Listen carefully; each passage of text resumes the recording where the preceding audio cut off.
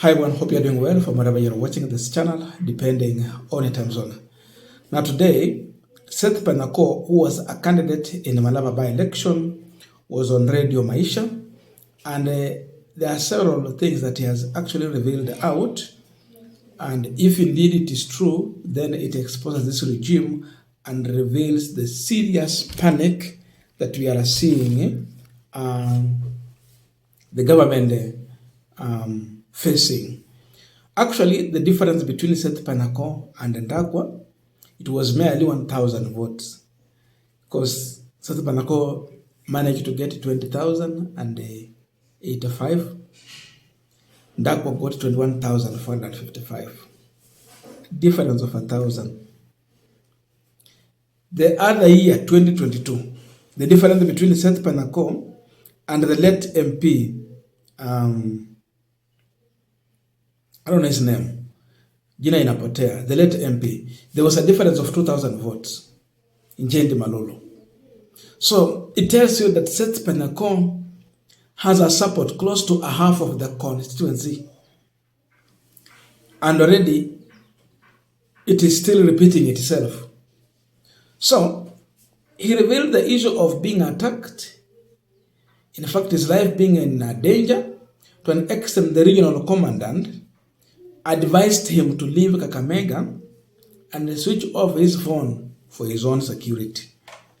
But my focus is not on the issue of phone.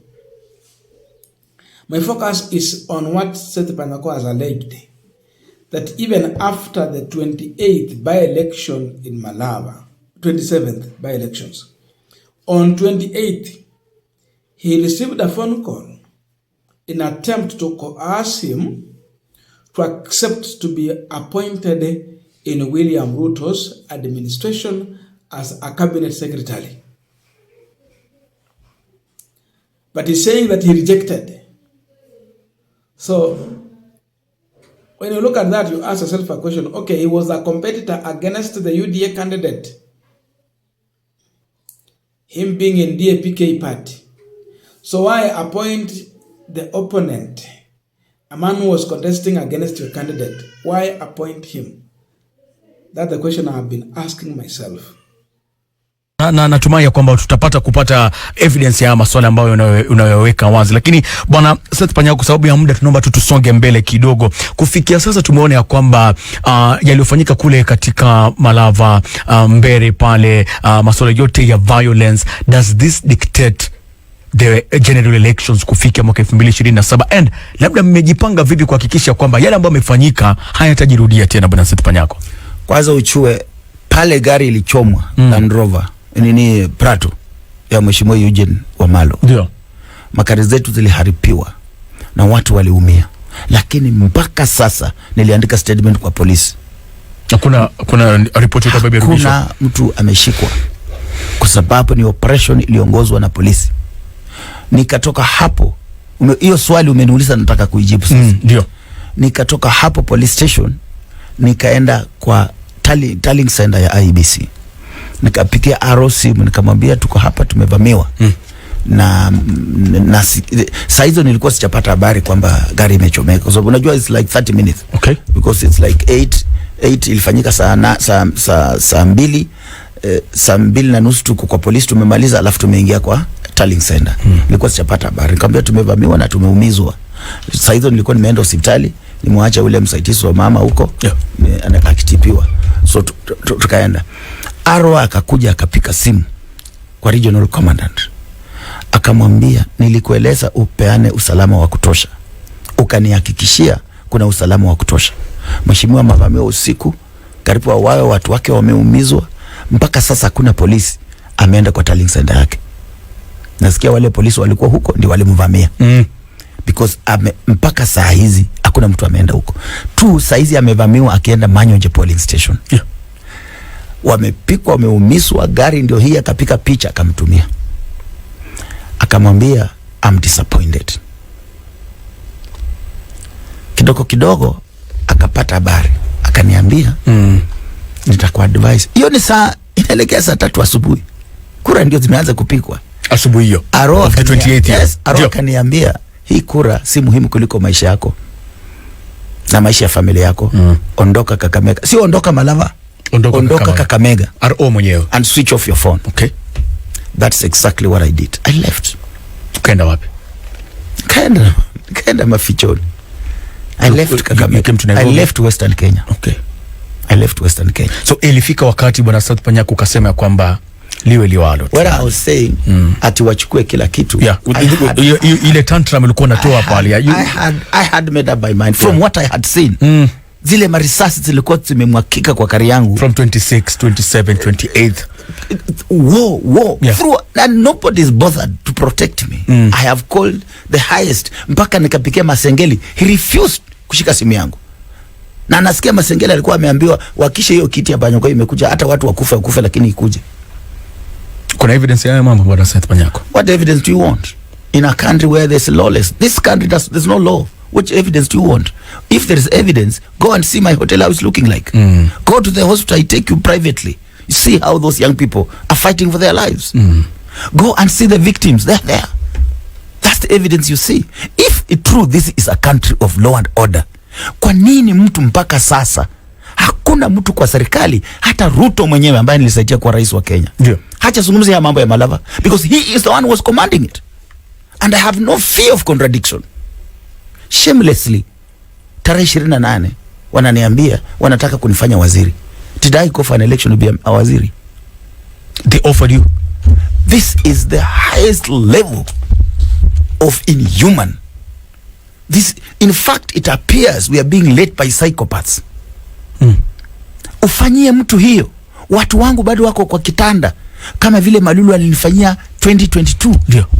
Akakata watu yangu wako kwa hospitali, bado wana nose wounds. Mtu anakuja kuniambia tufanye msamaha. Mimi vijana wangu, driver wangu mwenyewe, somebody who calls for your driver is coming for your life. Na hiyo marisasi ilikuwa inapikwa kwa hiyo gari yangu, ilikuwa inapikwa driver. Because walijua wakiua driver, sasa hii gari imekwisha. I don't know what miracle happened. I cannot tell you. But daytime. Now I want us to continue with our panel discussion, but before we go deep into that, I have a quick and humble request for those who are watching the channel and you have not yet subscribed, please consider subscribing. To our returning subscribers, I must say thank you so much. And again, to all our viewers, please give this video a thumbs up. Thank you so much, and back to our discussion.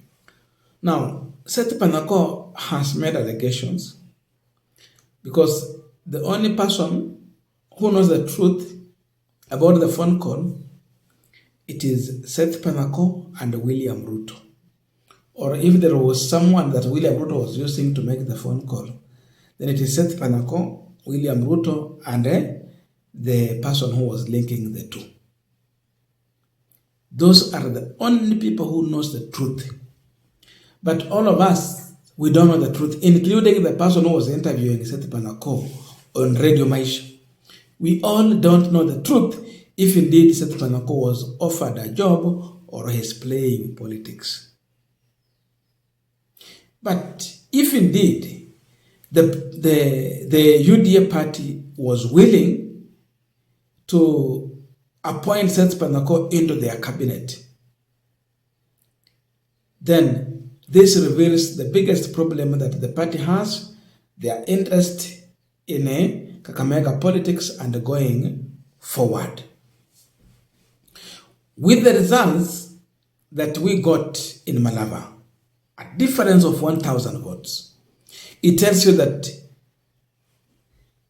Seth Panyako is standing a better chance in 2022 simply because the government, to win the seat for Ndagwa, they deployed a lot of resources on the ground. The funding was high. There was empowerment in every village. People were given money to mobilize for votes. Then you get that difference. A small margin.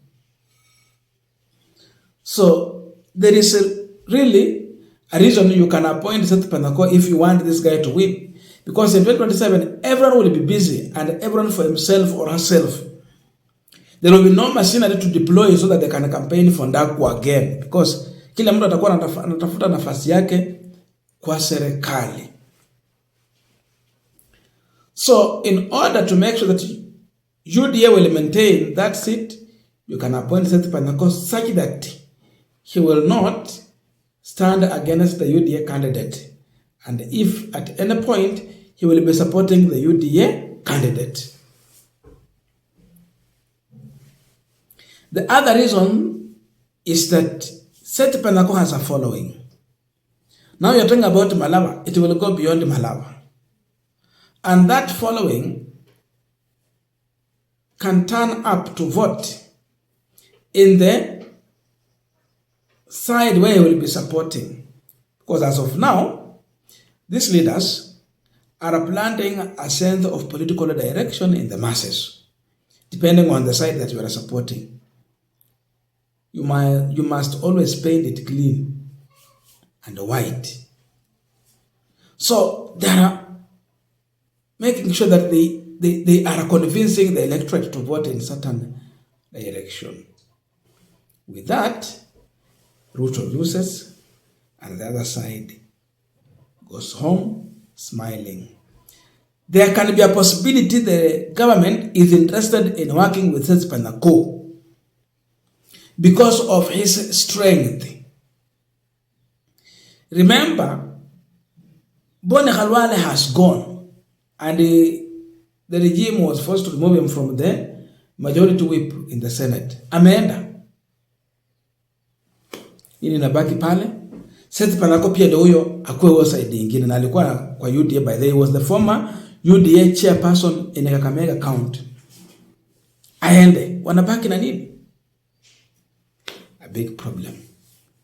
Now, I don't know if you've used, but please let us continue with this discussion through the comment section, and see you in our next video.